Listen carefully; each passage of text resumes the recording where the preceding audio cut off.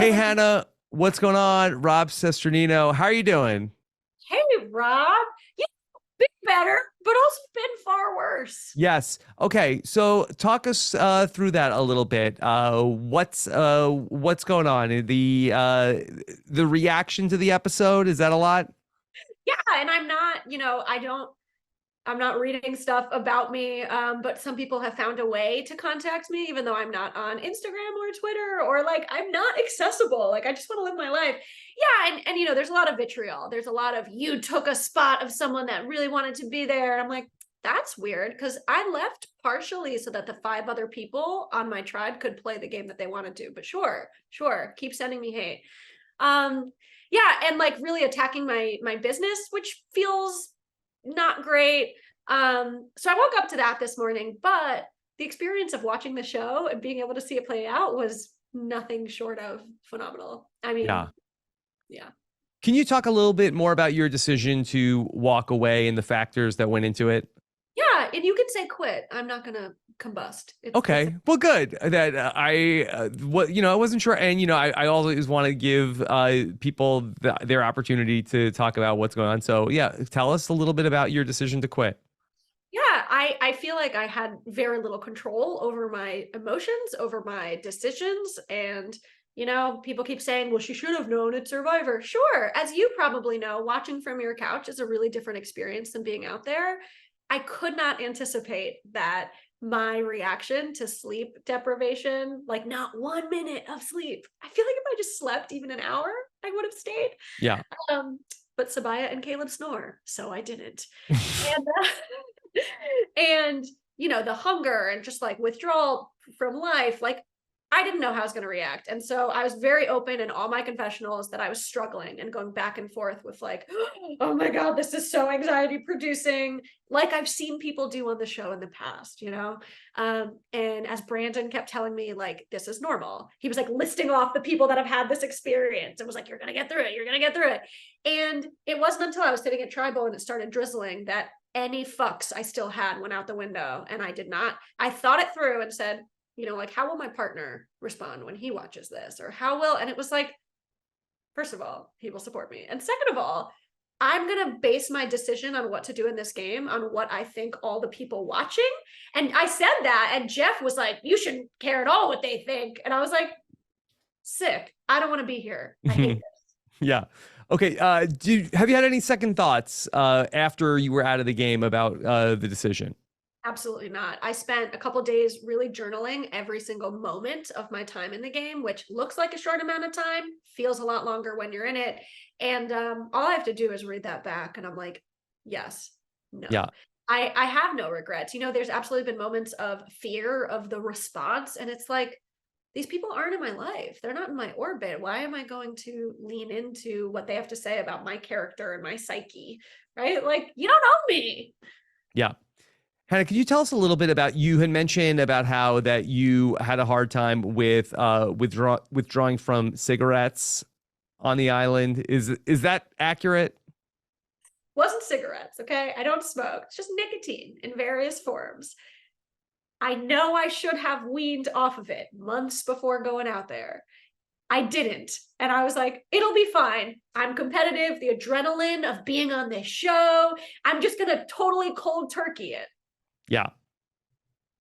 I've never cried so much. And I think that's a large reason why. I mean, I don't know if anyone listening has ever experienced it, but it's like, it's insanity. Like, I couldn't think about anything else. It was horrible. Kids, don't smoke. Can I ask you, like, were you vaping? Did you have a patch, like, even through Ponderosa? I had those little nicotine pouches. Okay. And I brought them to Ponderosa. And I was like, I'm just going to quit when I run out. And it was Mhm. like a day before the game. I ran Yeah. out. Yeah. Okay. All right. Well, good lesson for everybody moving forward. Can you tell us what was going to happen at that tribal council? So, what was the plan up until you changed things up? The plan was Emily or Brandon. And I was very open that I refused to write Brandon's name down. Again, not a great survivor. It's day 3. And I'm like, I will not write his name down. And I stand by that. I'm glad I didn't. And it was Emily or it was Brandon. And then Kendra came in and there was this whole Yeah. other saw, which blows my mind. You know, and it turns out Kendra had a secret vote, and I think it was going to be for Brandon. And so Yes. knowing that Emily or Brandon was going to go home, and Emily is one of the most amazing people I've ever met in my entire life. And they were both so terrified. So in the scramble leading up to tribal, it was just like, Hannah, like, promise me, you know, and in my mind, I'm like, oh my God, they really, like, I had no fear going into tribal. Mm-hmm. I was, the worst possible case scenario here is that I have to stay, which is alarming, right? Like, that's not what I anticipated when everyone is like, she shouldn't have gone if she didn't want it. Like, you talked, or Mike Bloom talked to me during pregame. I wanted it. Every fiber of my being wanted it. I didn't know how I was going to react. Like, sorry that it wasn't how you wanted to watch it on TV. Ugh, people are so mean. And so it was going to be Emily or Brandon. Okay. Had you been given a name by anybody? Yeah, Emily or Brandon. Okay. Who would have gone at that tribal council if everybody got up to vote? Emily would have been voted out? So I don't know now because of the Kendra vote, because apparently Kendra wrote down Brandon's name, but then Yes. Brandon was going to play a shot in the dark. And then Sabaya said, if he doesn't play the shot in the dark, then we should vote for Emily. And it was like, up until the moment before tribal, it was like, Emily or Brandon, all I knew is I was going to write Emily's name down because I refused to write Brandon's name down. I don't know who would have gone home. Can you tell us about this visit from Kendra? This had come up in some of the Jeff Probst had talked about this in his press and podcast. So could you tell us about that visit? It was a little bit of a nail in the coffin for me regarding my resolve to like be in the game. I didn't have the energy to meet someone new. And Kendra, who is also one of the most phenomenal people I've ever met in my life, I feel awful for being so unfiltered and judgmental during pregame about her because I'm wrong. Like, I was wrong. I was just being a bitch. And so Kendra, with her enthusiasm and joy, comes to Lulu Beach, which is just like trash beach. Like, we don't have a shelter. We barely have any sand. We're just like a mess. We're so unfairly stacked with the other teams. I mean, I looked around that first day and was like, are we the Brains tribe? Like, something's wrong here. Like, it's just ridiculous. And so she's like, hey, guys. And everyone goes to talk to her, and I walk into the jungle. I'm like, no, I'm not. Like, I was not okay. And then eventually we talked, and I apologized for being a bitch. And she was like, it's okay, girl. And we found out we're both Libras. And we were like, oh. Anyway, she's great. And she scrambled with everyone. I mean, she basically just like floated around talking to everyone. And it was the he said, she said, this whole like thing. And all I could think about was, how are we going to open another coconut before tribal? Like, we have to eat dinner. And like, something was wrong. Like, something was infinitely wrong internally that I didn't give a fuck about tribal. And again, no disrespect to the game. I am a fan. I love this game. And I know, like, you aren't super pumped that I just started watching. Also, did you like my Edge of Extinction shout out when I was walking out? Yeah, you're not going to go. Yeah. Because I know everyone I ever referred to as Edge of Extinction. I just think it's a really good season, but I am a new fan, right? I applied impulsively without thinking about it. Sorry that I got cast. You don't have to apologize to me. It's fine. Okay, yeah. I know. I'm just like, you're an actual player, so I care what you think more than random strangers. I appreciate that. So could you tell us a little bit more about just the vibe of the Lulu tribe? Chaotic. Hilarious. I'm sad. I mean, even with 90-minute episodes, like, that you didn't get to see camp life, because Lulu, we may have been the absolute worst in the challenge and like making a shelter, but the lulls. I mean, I was either crying or just laughing hysterically with them. There's so much personality on that tribe. It's so chaotic. It's just like a mess. Like, when I was like, does anyone know how to build a shelter? And like me, Sean, and Emily are like, and I just start sweeping the ground. Mm-hmm. I'm busy. Like, that sums up Lulu. Or like the whole, who built the pyramids? Aliens. That sums up Lulu. I mean, I will rock with Lulu forever. Did you see Caleb and Sabaya as a pair?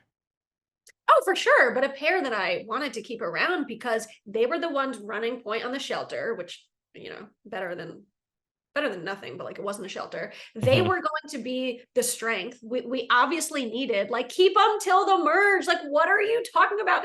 And I said, to I think I was saying to Mike Bloom that like Emily was like giving us this whole pitch. Me, Brandon, and Sean. We're like sitting on a log. We're just like, we're tired. And Emily is like, we need to split up this pair. You know, do you want to survive or do you want to be carried? And me and Brandon are like, we want to be carried. We'd love to be carried. We don't want to do this. So yeah, they were definitely a duo because we pushed them together because they were the only strong ones on our tribe. Yeah. I'd love to know a little bit more about Emily and, I thought she was such a big character in the opening episode. Could you tell us a little bit more about your experience with her on the tribe? Absolutely. As much as my like non-confrontational part was like, oh my God, like she's so confrontational. I love Emily. I think she is one of the most brilliant, honest, authentic humans I've ever met. And she and I really bonded. I mean, she got really honest about like my biggest fear is being the first sent home. And all my friends told me not to be abrasive, but like, I don't know how to not be myself. And I was like, girl, be yourself. Like, we just really like, and none of them knew that like I had any like therapist training. And so they were like, wow, you're like really empathetic. And I'm just like, I know. So anyway, Emily's amazing. Yes, she was abrasive, but she also was the only one with courage to call out what she was seeing. And the way she called out Bruce, I thought was amazing. I wanted to ask you about that. Did the Bruce conversation, was that going on for longer than what we saw where everybody was just raving about Bruce, or was it pretty close to what we saw on the show before Emily said something? I'm pretty sure, like, I think what we saw was pretty accurate. The back and forth with Bruce and Emily went longer than what we saw. And I was standing there like, oh God, it's so uncomfortable. But especially watching it, I'm like, yes, like she's right. She's right. And she was ballsy enough to call it like it is. And I just think like that should be applauded. Yeah, it was very, very fun. Can you tell us a little bit about Brandon? You and him got very close after he came back. Can you tell us a little bit about your conversations when he returned? Yeah, I said it during pregame in my interviews. I said, there's a guy with long hair and glasses, and I don't know what it is, but I love him. And, we both ended up being on Lulu, and I thought that I would be very much like the caretaker role, especially after, all of this stuff, this like whole medical thing that happened for over 45 minutes on the barge that no one saw. Like Brandon was not okay. Like he was out. He was white as a sheet. We got medical. Sifu sat with him. It was like this whole thing. I'm kind of glad it wasn't on the show, honestly. Like he doesn't need that to be shown. But anyway, Brandon's amazing. And I thought I would very much be in kind of like a caretaker, like buddy role with him. And then I quickly started breaking down, and it was Brandon who talked me off the ledge many times. Mm-hmm. And we became this duo very quickly. And I was like, I'm not writing his name down. Like, that's my dude. Yeah. And then last thing, his playing the shot in the dark, did you feel like in any way that was a move, or you feel like that was just a genuine thing that he didn't want to write anybody's name down? It was genuine. And I know that for a fact. I think Brandon and I both at that point, because I think after the first 3 to 5 days, your body gets used to starvation and then you start functioning again. I never made it that far. But I know that Brandon was just terrified. I mean, his biggest fear was also going home first. And like, so knowing this information, I was like, I can't do that to him. Like, this is his lifelong dream. I'm not taking that away from him just to save face on TV. So I don't think it was a move at all. Yeah. All right. Well, Hannah, I'm sorry to hear that you're dealing with so much hate, but steer into it. Tell them that you just decide you're going to apply for next season. You're going to get a do-over. That's so good. Hey guys, I'm going back for All Stars. Internet blows up. Rob, it's a pleasure to meet you. Like, it's just really nice to talk to you. Okay. Well, Hannah, all the best outside the show. And again, hope everything's going okay. It'll blow over. Don't forget about this. Don't forget about me because I'm the first boot. No, you're part of history. All right. Hannah, thank you so much. Okay. Thanks, Rob. All right. Take care. Bye. All right. We're back. We've got some This Week in Survivor History. If you're just joining us after the Survivor exit interview for some time. Jordan, do you have records of how long we've been doing this for? Is it 10 years yet?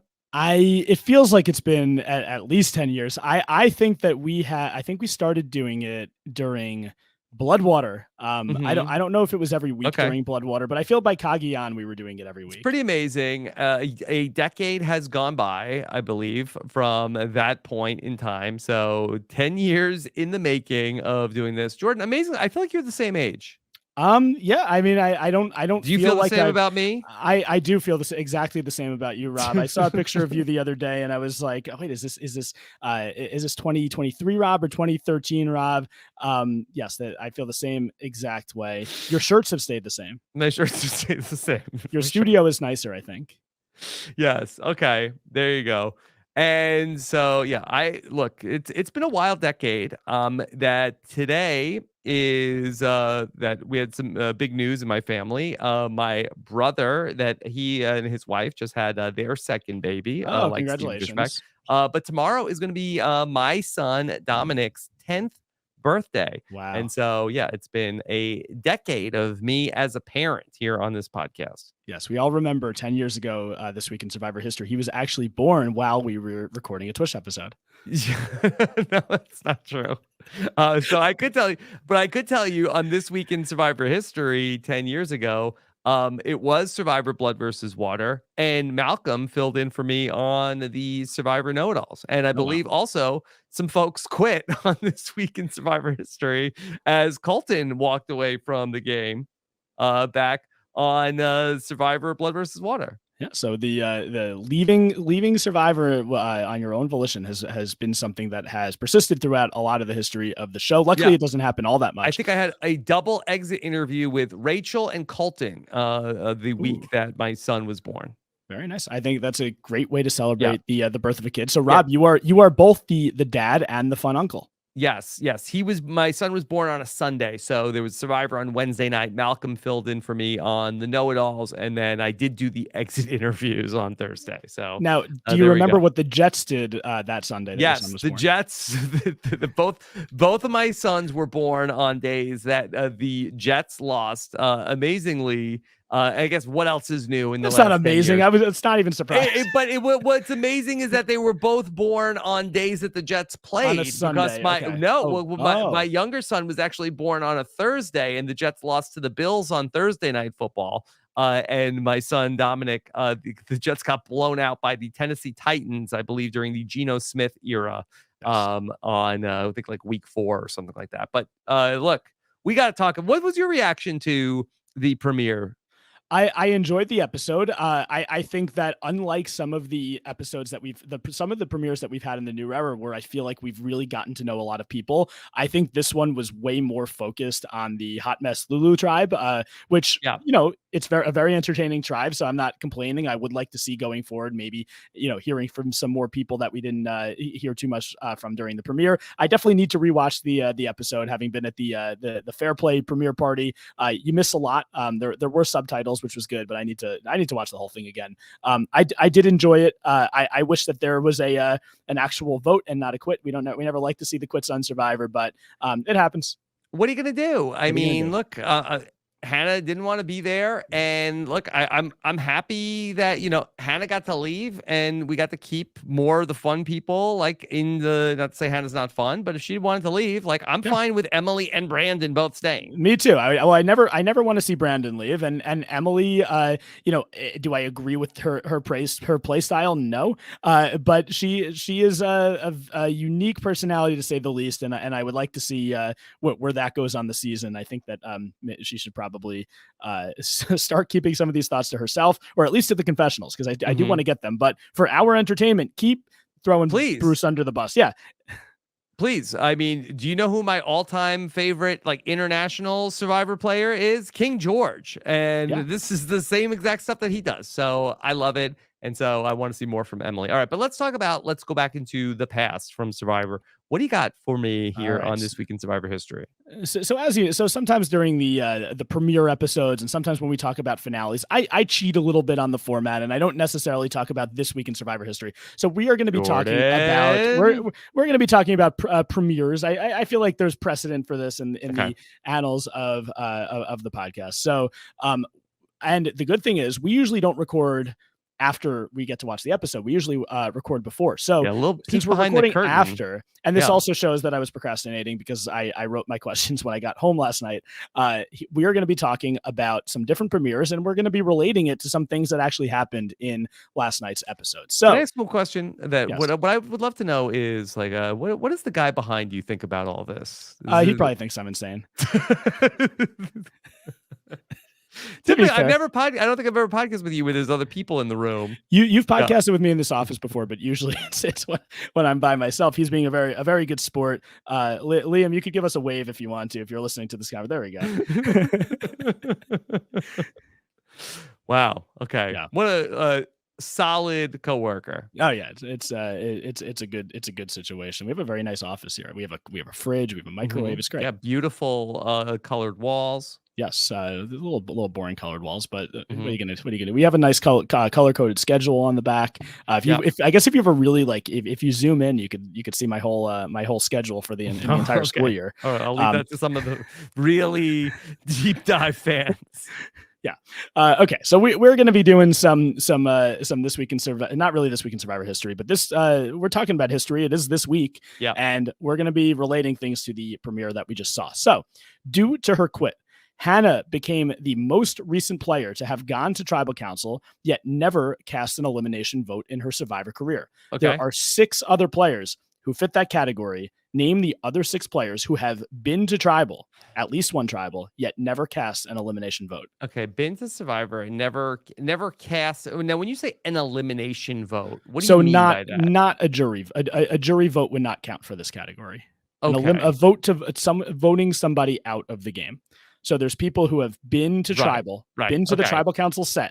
How many do I have to name? Okay. There are 6, not including Hannah. Hannah was last night. There are 6 other players. Okay. All right. So I think that there are going to be some folks from the new era that played their shot in the dark. So I'm going to say Zach Wurtenberger. Zach is gonna be Wurtenberger, one. Twish alum, is on the list. Yes. Yeah. Okay.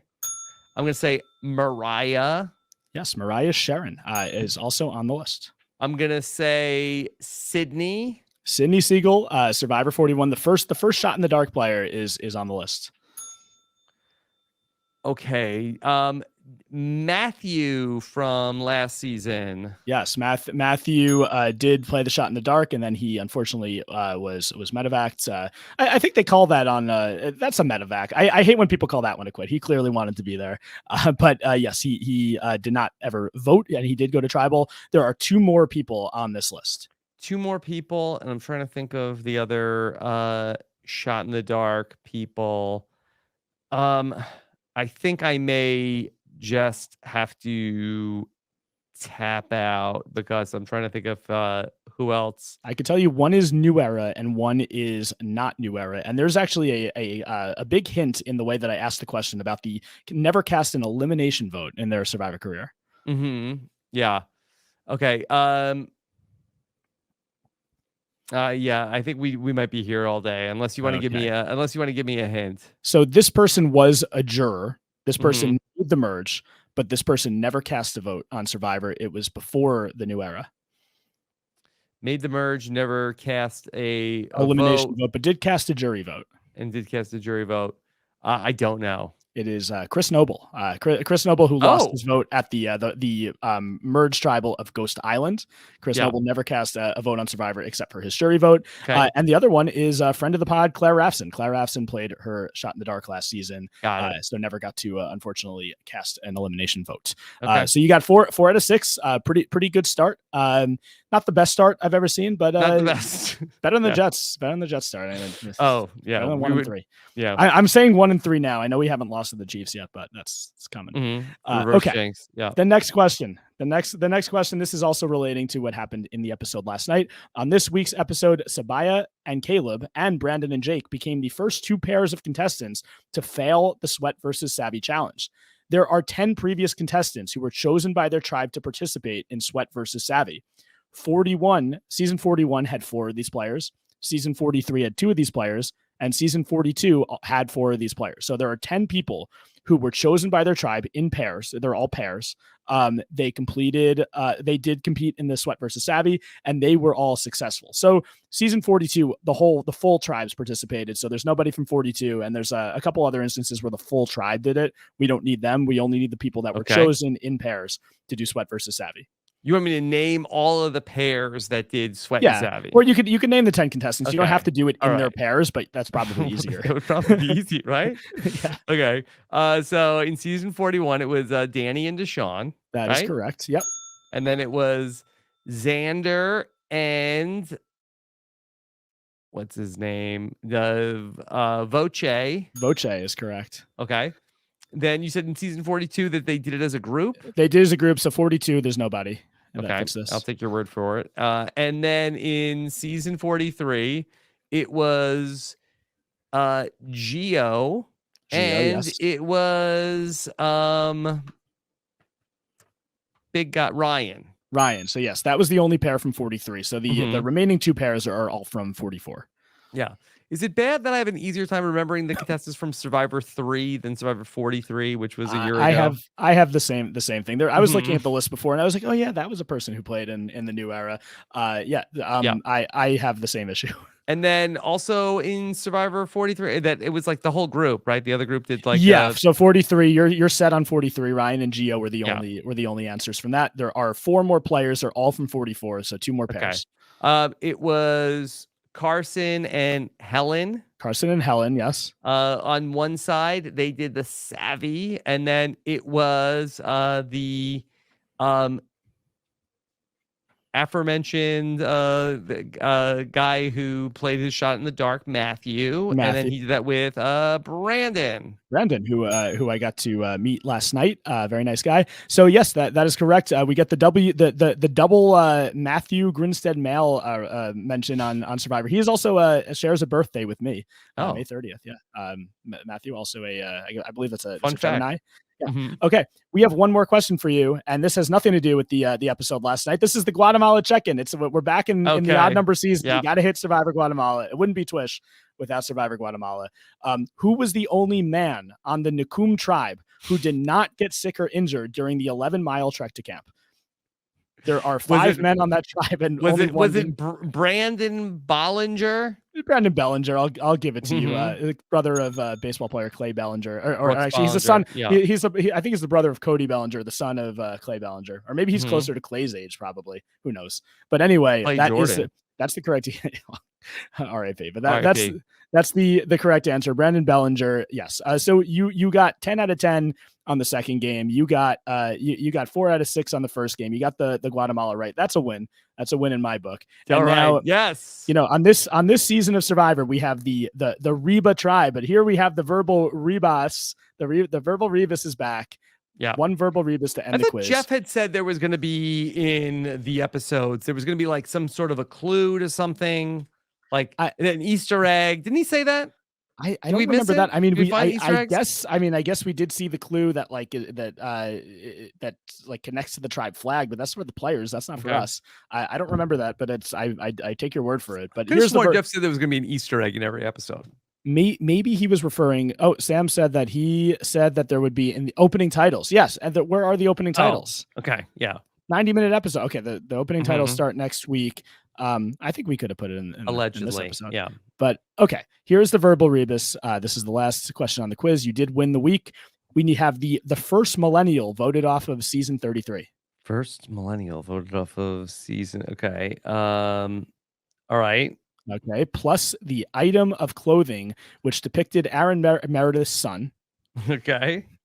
Plus the HHH contestant who knew Patrick Bolton prior to the game. Okay. Plus the classic Survivor challenge, Blink on a hard idol. Okay. Minus Survivor 45's native Cuban contestant. Survivor 45's. Okay. All right. So who do we have? Who's the first millennial voted off of 33? It is.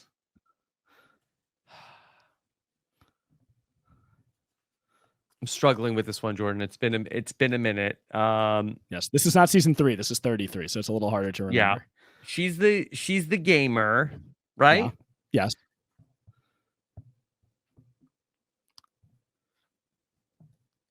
Her last name is Takahashi. Yeah. Oh, Mari. Mari. So we have Mari. Yes. Plus the item of clothing that depicted Aaron Meredith's son. Socks. Yeah. Socks, Mari. yes. Mari socks. Not sock, but just one sock. So yes. Yeah. Okay, keep going. So yeah, the HHS contestant who knew Patrick Bolton, you're correct. That is Allie Elliott. So just Allie, plus the classic Survivor Challenge, blank on a hard idol. Hand, and then minus the Cuban player on Survivor 45. D. So who do we have? Mari Sock Ali Han. Yeah. Mari Sock Ali Han. You have it. Mari Sock Ali Han. Mari Sock Ali Han. It's like a Hodor situation. Ali Han. Sock Ali Han. Yes, you work. Marisa Callahan. What? Marisa Callahan. Marisa Callahan. Get out. I knew you'd enjoy that one. She was the first. We're talking about premieres. The first boot of Survivor Samoa. I don't know for sending this verbal Rebus to Samoa, but that is the correct answer. Marisa Callahan, Survivor Legends. Okay, the correct answer on the verbal Rebus. Twitch legend Jordan Kalish. Jordan, what's coming up for you? The first time I saw that we had a player named D on the season, I'd be like, I was like, that is a great. That's going to help in the verbal Rebus. Yeah, that's how I would if I were casting Survivor, I would cast people who have good names to be used for the verbal Rebus. All right. So, Jordan, where can people keep up with you? People could keep up with me Twitter or X, I guess. No, we're still calling it Twitter at Jordan Kalish. The other social medias I use them, but not that much. But I do have Instagram. You can catch up with me in person at live Know It Alls next week. But looking forward to that. That's going to be a lot of fun. Love the live Know It All show. I think I've said it on this podcast before. A lot of times, it's one of my favorite days of the year. It's like a holiday, Christmas, Hanukkah, and Thanksgiving all rolled into one. Turducken. Right. All right. Thank you, Jordan. Appreciate it. Okay. Thank you, Rob. And we'll talk to you next week. Next week might sound a little bit different on the Twitch. Just letting you know. Okay. All right. Looking forward to that. All right. Thanks.